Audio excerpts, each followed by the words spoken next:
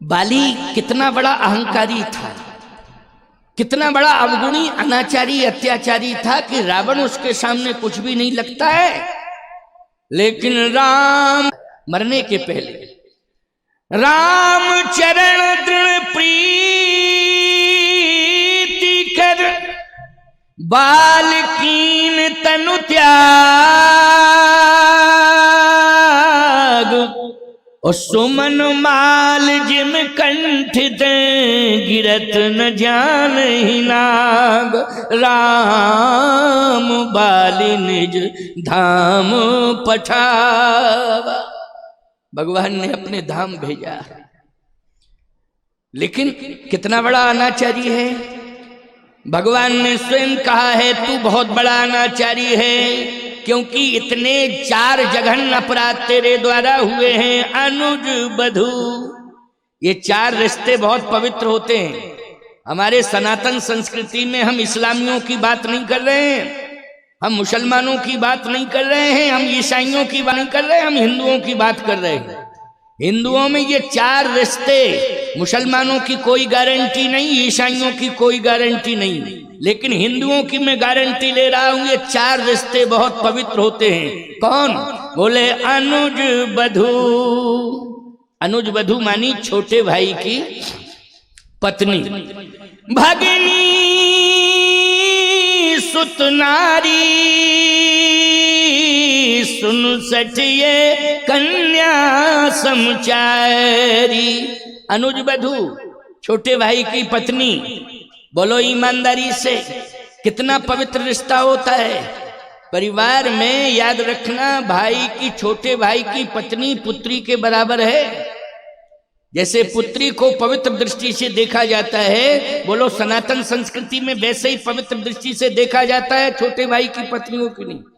और बड़े भाई की पत्नी का सम्मान तो इतना बड़ा है कि उसे छोटे भाई की पत्नी को पुत्री माना जाता है और बड़े भाई की पत्नी को माता के रूप में माना जाता है कि ये तो हमारी माँ है। बोलो भाभी को क्या कहते हो? तो माँ कहते हो कि नहीं? बड़ी भाभी को क्या बोलते हो? बोलो भाई, पवित्र रिश्ता है कि नहीं? यही माना जाता है कि नहीं माना जाता? अन्य धर्मों की बात हम नहीं कर रहे हैं, हम तो सनातन धर्म की बात कर रहे हैं। भगनी सुत नारी, भगनी मानी बहन, सुत नारी पुत्र बधू, पुत्र बधू आह बधू लड़किनी पर घर आई, राखों नैन पुत्र की नाई। जैसे पुतली को दोनों पलकों के बीच में सुरक्षित रखा जाता है, बोलो ऐसे ही हमारे यहाँ परंपरा है ना, बहुओं को किस तरह प्यार से रखा जाता है। बेटी आ गई घर में, भले ही बहू आई है लेकिन बेटी मानते चलो। हमारे घर में एक बेटी और आ गई है, अभी एक बेटी थी अब दूसरी बेटी आ गई है ना। तो सीधी सी बात यह है, ये सनातन धर्म की मर्यादा है, ये सनातन धर्म की परंपरा है। अनुज बधू, भगवान ने कहा मूर्ख बाली, तू अपराधी है क्योंकि तूने 4 संबंधों में कलंक लगाया है। अनुज बधू भगनी सुत नारी,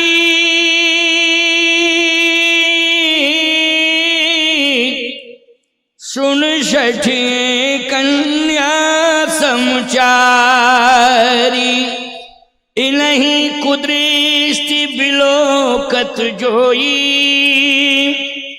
ताही बधे कछु पाप न होई। इनको मारने में कोई पाप नहीं लगता है, तू सबसे बड़ा पापी है। रावण को बाद में मारूंगा, पहले तुझे मार रहा हूं।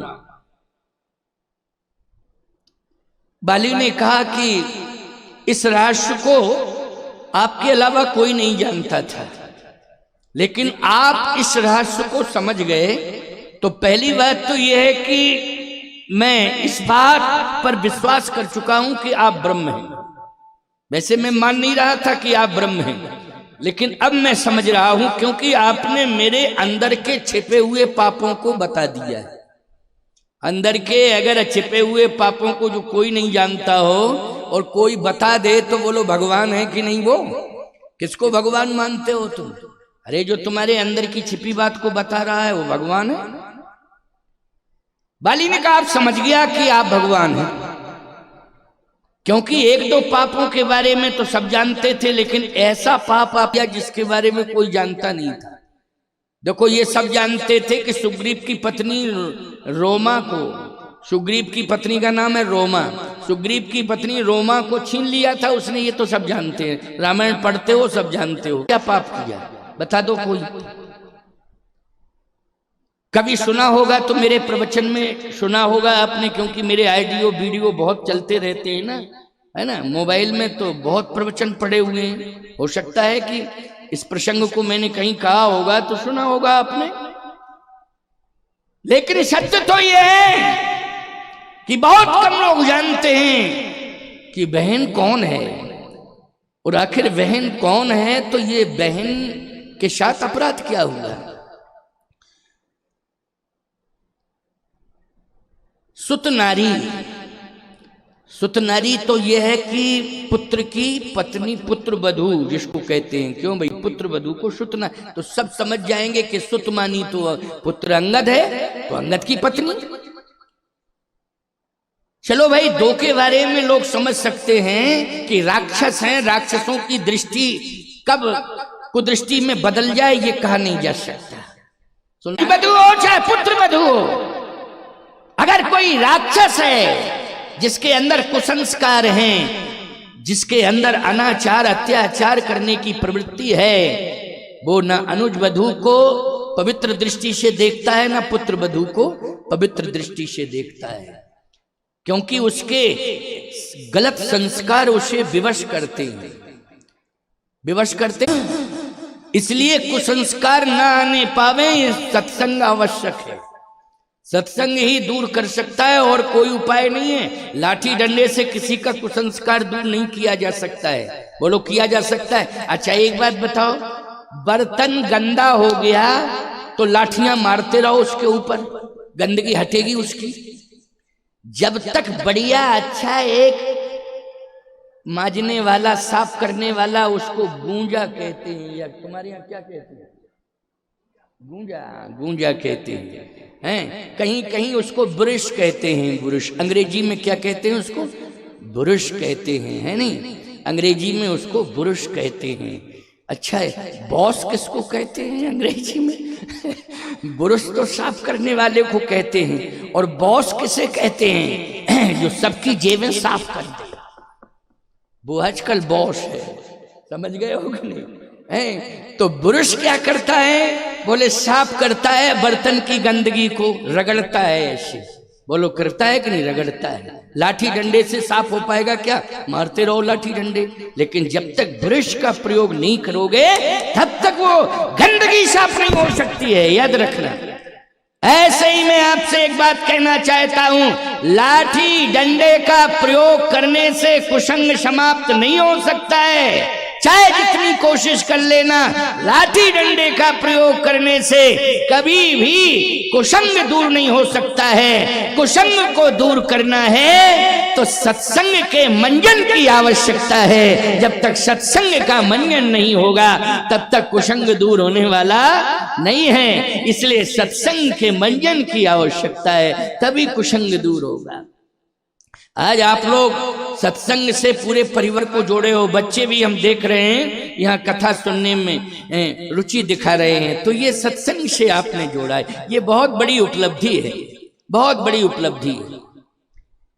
तो आज भगवान ने कहा कि तूने तो 4 संबंधों को कलंकित किया है। तो बाली ने कहा कि हाँ किया है, एक और है। कौन? आप नहीं जानते हो? कन्या। ये भागवत में कथा आती है, राजा बलि की कन्या है रथ कन्या, पुत्री। कन्या उसको कहते हैं जिसकी आयु जो है 9 वर्ष तक, 10 वर्ष तक की आयु कन्या होती है। इसके बाद आयु बढ़ती है तो वो कुमारी होती है, और इसके बाद जब विवाह हो जाता है तो वो नारी हो जाती है, और जब वंश वृद्धि हो जाती है, संतान को जन्म दे देती, तो महतारी हो जाती है वो। क्यों भाई? इसी सिस्टम से हमारे यहाँ संबंध चलते हैं कि नहीं? लेकिन पहले कौन है वो? जल्दी बोलो। कन्या। पहला दर्शन उसका होता है 10 वर्ष की अवस्था तक। बोलो किस रूप में होता है? बोलो कन्या के रूप में है। उसमें कन्या भोजन में आयु का बहुत ध्यान रखा करो विशेष। कन्या भोजन में जाति का ध्यान नहीं रखना है, लेकिन आयु का ध्यान रखना है।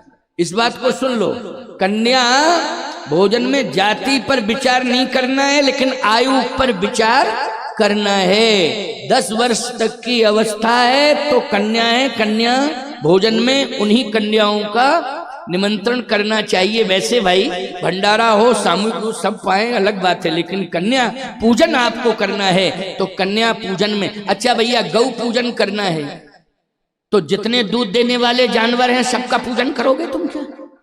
वेद लक्षणा गाय, जो देशी गाय कहते हैं वेद लक्षणा गाय, उसी गाय का पूजन होगा गौ पूजन में, तभी गौ पूजन सार्थक है। नहीं तो वो 20-20 लीटर वाली है ना, हैं जो बोलती हैं तो पता ही नहीं चलता है कि ये कौन बोल रही हैं, आवाज समझ में नहीं आती है कि किस तरह की बड़ी विचित्र आवाज होती है। तो सीधी सी बात, ये जर्सी गाय है, फारन वाली गाय नहीं, वो पूजनीय नहीं है, वो दुधारू जानवर हो सकता है। जैसे भैंस है दूध देने वाली, क्यों भाई एक व्यवस्था है, लेकिन गाय जो है केवल दूध देने वाली व्यवस्था नहीं है। गाय हमारे सनातन धर्म की सबसे बड़ी आस्था है, इसलिए स्वदेशी वेद लक्षणा गौ का पूजन होना चाहिए। कन्या मानी जिसकी आयु 10 वर्ष से कम हो, वो कन्या पूजन में उसका सम्मान होना चाहिए।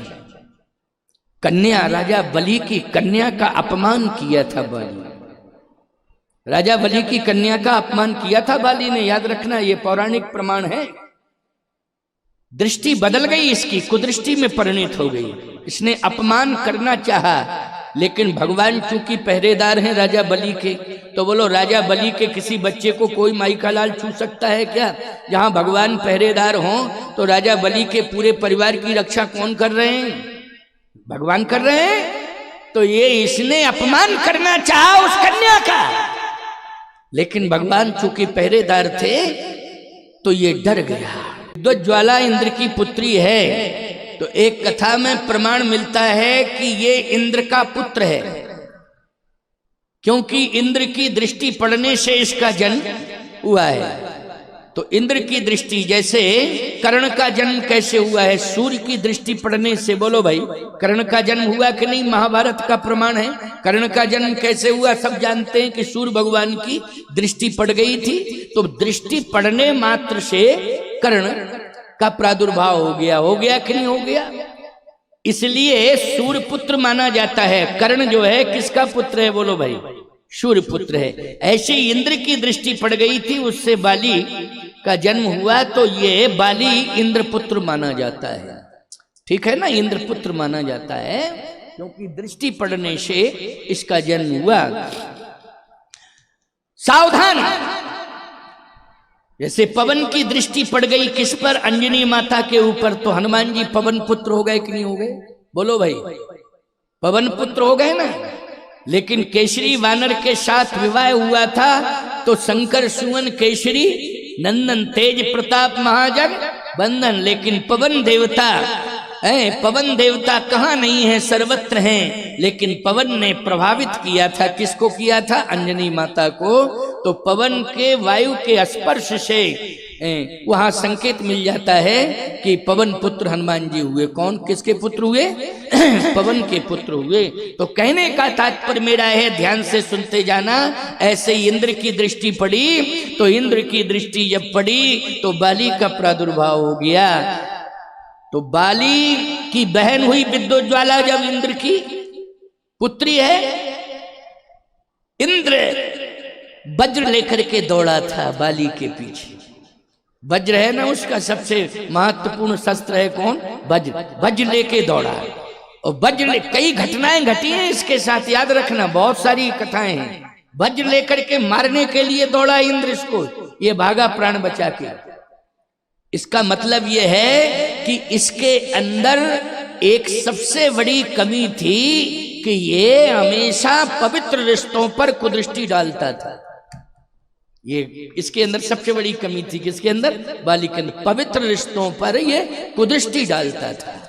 इसलिए भगवान ने कहा कि तू सबसे बड़ा अनाचारी अत्याचारी है, पहले मैं तुझे मारूंगा। अनुज वधू भगनी सुत नारी,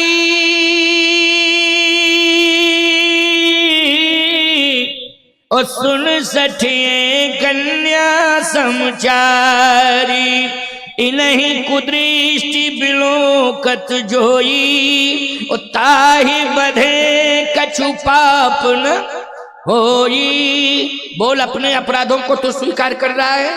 बाली ने कहा कर रहा हूं स्वीकार, क्योंकि सत्यता है।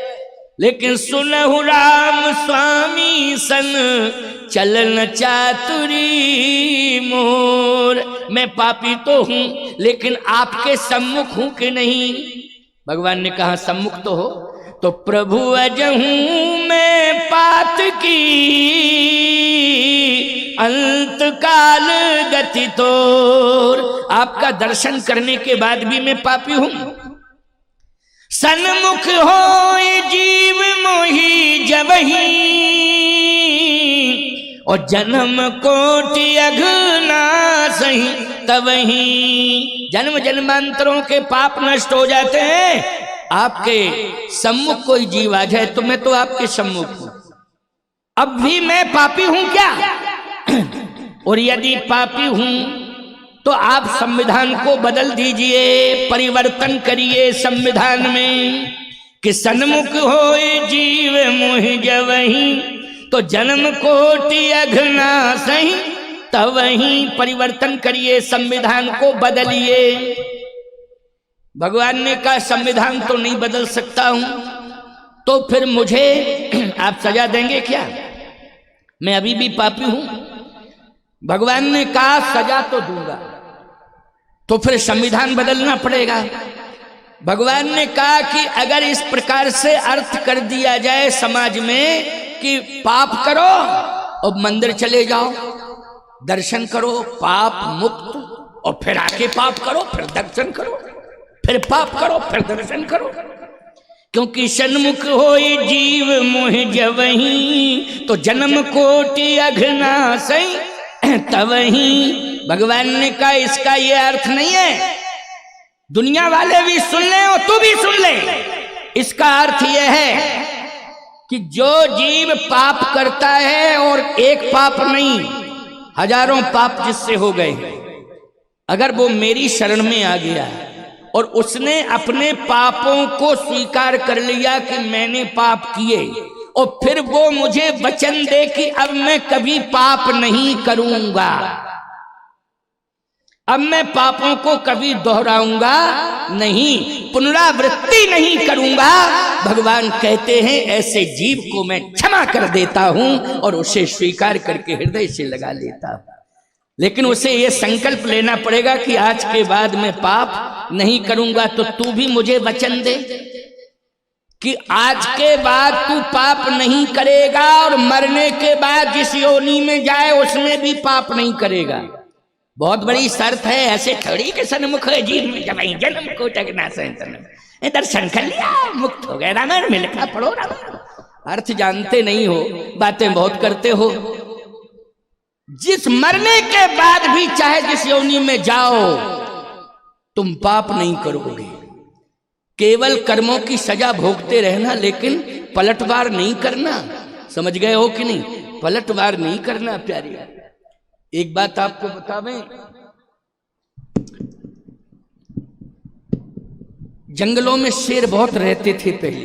पहले की बात बता रहा हूं, बहुत शेर रहते थे, लेकिन कुछ प्रमाण ऐसे मिलते हैं कि वो शेर महात्माओं के पास जाते थे। हमारे अनसुईया आश्रम का प्रमाण है चित्रकूट का। अभी 40 साल पहले की बात बता रहा हूं मैं आपको, परमहंस जी महाराज के समय की बात है। शेर आके बैठ जाता था उनके धूने के सामने। उस समय सड़कें वड़कें कुछ नहीं थी, जंगल था चित्रकूट में। अनसुईया आश्रम, परमहंस आश्रम, आप लोग गए होंगे ना। चित्रकूट से 25 किलोमीटर 22 किलोमीटर दूर है। तो उस समय तो इतना मंदिर भी नहीं बना था, एक कुटी बनी थी, धूना लगा था परमहंस जी का, और जंगल था, तो वहां जल पीने के लिए आते थे शेर। तेंदुआ, शेर आते थे, हिंसक जानवर आते थे, लेकिन शेर आते थे तो बैठ जाते थे धुने के सामने, बैठ जाते थे, कुछ ना कुछ टुकड़ा वो डाल देते थे परमहंस जी, ले खा खा खा। तो एक दिन एक चेला बैठा था, वो डर गया और उसके कपड़े गीले हो गए देख के। पहले ही दिन की भर्ती थी उसकी, क्योंकि शेर को देखा तो ये महात्मा है, साधु बनेंगे, हम तो बहुत अच्छे संत हैं। अब उनको क्या पता था कि शेर आता है रात में। तो जैसे ही गुरु जी, अब परमहंस जी थे, अब वो सेवा कर रहा था। जैसे 2-4 शेर आए इकट्ठे, और जैसे शेर आए उन्होंने पंजा रखा ऐसा धूनी पर और सिर झुकाया और बैठ गए। तो चेला बोला तो कुछ नहीं, कपड़े उसके गीले हो गए। अब वो सो रहे थे परमहंस जी, ऐसे नेत्र बंद किए, तो चेले ने थोड़ा जोर से दबाया कि आप बचो, हम को बचाओ। आंख खुली, क्या बात है? बोले महाराज भंडारा 13 दिन बाद कन्फर्म है, वो आपका नहीं है तो हमारा तो पक्की बात है। क्यों? मौत सामने है। परमहंस जी ने, आ गए हो? क्यों आ गए हो?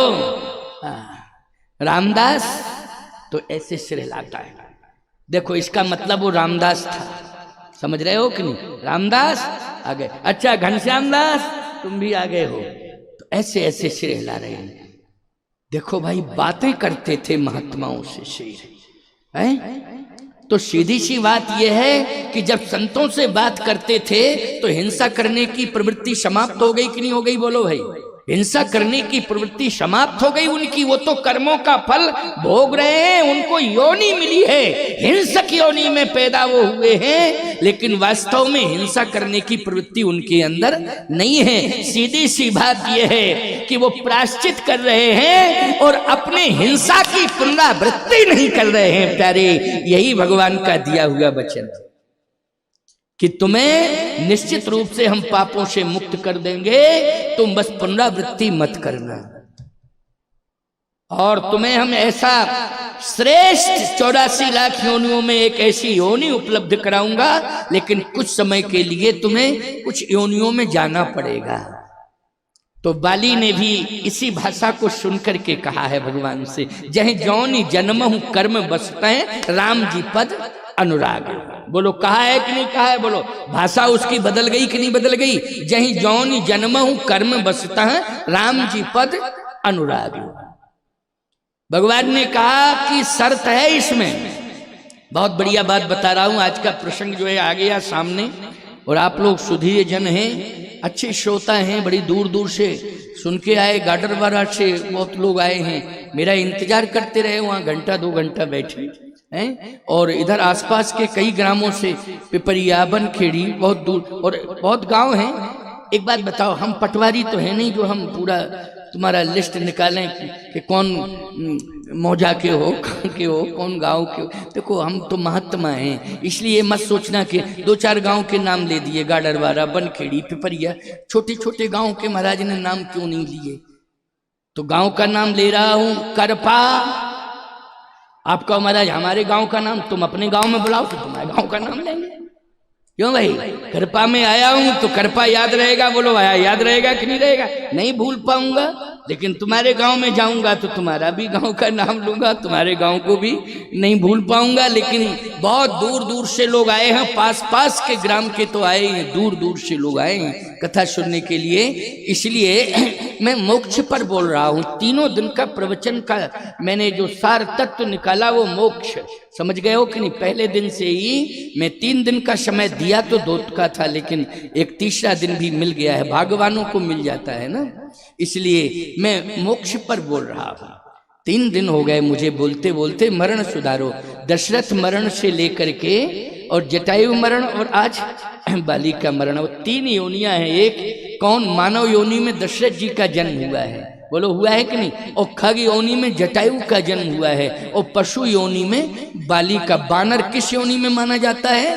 पशु योनि में। मैं पावर पशु कपि अति काम, स्पष्ट कहा है, इसलिए पशु योनि में। तो याद रखना प्यारे, कर्म की बात कर रहा हूं। मरण को सुधारो और कर्म अच्छा करो, अपने हाथों से कल्याण हो जाएगा।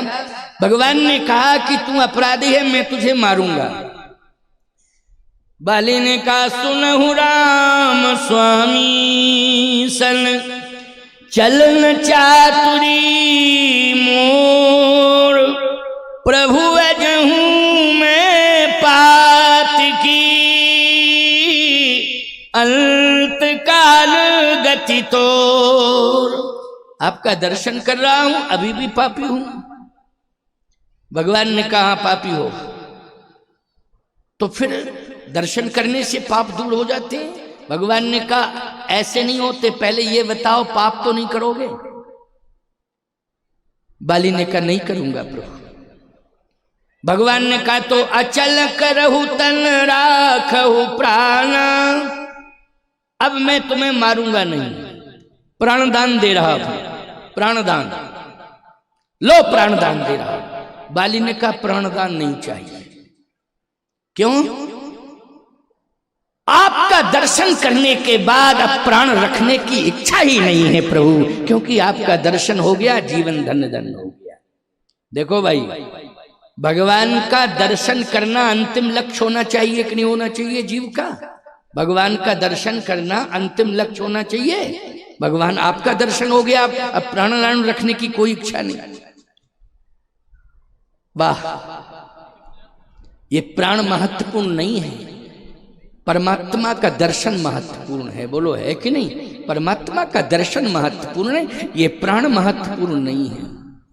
प्राण बचाने के लिए लोग करोड़ों रुपया खर्च कर देते हैं, लेकिन फिर भी प्राण नहीं बचते हैं। और जो करोड़ों रुपया डॉक्टर लेता है फिर अंत में यही कहता है कि प्रयास पूरा कर लिया, ऊपर वाला जाने। अब क्या जाने ऊपर वाला?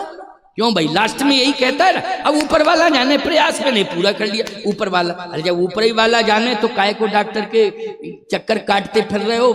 शुरू से ही इंतजाम कर लो, ऊपर वाले की शरण में आ जाओ। क्यों भाई, ऊपर वाले की शरण में आ जाओ तो कहीं भटकना नहीं पड़ेगा। जब तुम्हारे जीवन के साथ संकट आएगा तो ऊपर वाला स्वयं तुम्हारे ऊपर कृपा कर देगा। इसलिए जन्म से ही ऊपर वाले की शरण में रहो। ऊपर वाले की शरण जन्म से हो। जन्म के बारे में मैंने क्या बताया है कि हर बच्चे की जीवा पर क्या लिखना है? राम लिखना है। बच्चे का जन्म हो, आपकी ड्यूटी है ये, आप राम लिख दो बस। बच्चे की जबान कभी फिसलेगी नहीं, बच्चा कभी भ्रमित नहीं होगा, ये मैं दावे के साथ कह रहा हूं। कयाधु ने यही तो किया था, कथा सुनी थी और प्रहलाद का जन्म हुआ तो जिह्वा पर क्या लिख दिया उसने? राम। होश आया तो राम राम राम राम, बोलो प्रहलाद राम राम राम राम रटा। इसलिए ये विशेषता है, हिंदू हैं हम, लोगों को खुल करके सामने आना चाहिए और राम के नाम से कोई परहेज नहीं रखना चाहिए। हर बालक की जीवा, हर हिंदू सनातनी बालक की जीवा पर, चाहे बालिका हो चाहे बालक हो, जन्म के बाद तुरंत उसकी जीवा पर शहद से तुलसी की पतली शलाग जो मुलायम मुलायम होती है ना, उससे राम लिख देना। भगवान जिम्मेवारी लेंगे संभालने की, राम का नाम जिम्मेवारी लेगा संभालने की। इसलिए ये कार्य जरूर करना। तो बाली ने कहा प्राण नहीं रखना है। भगवान ने कहा क्यों? कहे आपके दर्शन के बाद अब मैं जिंदा नहीं रहना चाहता। भगवान ने कहा अच्छा एक बात बताओ, जाना ही चाहते हो तो मांग लो, क्योंकि जटायु से कहा था मांग लो तो उन्होंने अविरल भक्ति मांगी थी। बोलो मांगी थी ने? जटायु ने कौन सी भक्ति मांगी? अविरल। आप भी मांग लो, जाना ही चाहते हो तो मांग लो। क्या चाहिए बोलो? क्या मांगा है? वाह। कहा प्रभु वैसे कुछ चाहिए नहीं, लेकिन अगर आप देना ही चाहते हो तो जो मैं मांगूंगा वो दोगे। अब सुग्रीव ने कान लगाया, कहीं ये ना कहने लगे कि हमारे बेटे को राज्य दे दो। सुग्रीव को ना दे करके मैं तो मर रहा हूं, मेरे बेटे को उसका अधिकार भी बनता था अंगद का। क्यों भाई, अंगद का अधिकार बनता था कि नहीं? तो कान लगाए उसने, कहीं ऐसा ना हो कि हमारा टिकट कैंसिल ना हो जाए। आजकल नेता लोग कान लगाए, जिनको टिकट मिल गया उनके ऊपर भी तलवार लटकी को कैंसिल ना हो जाए टिकट। है बहुत से लोग, और जिनको नहीं मिला है वो आस लगाए हैं कि अब मिलेगा। सावधान, चिंता में मत डूबो। ये इलेक्शन है, चिंता पैदा ही करा देता है। तुम तो अगर सही माने में अपना कल्याण चाहते हो, जो मिलेगा सो प्रारब्ध से मिल जाएगा, भाग्य से मिल जाएगा। और प्रारब्ध भाग्य में नहीं होगा तो लाख प्रयास कर लेना, कुछ भी नहीं मिलेगा। लेकिन एक बात मैं कहना चाहता हूं कि तुम हमेशा एक ही बात सोचो कि हमें संसार की और वस्तुएं मिलें चाहे ना मिलें, लेकिन भगवान जीवन में जरूर मिल जाए। बस एक ही बात सोचो।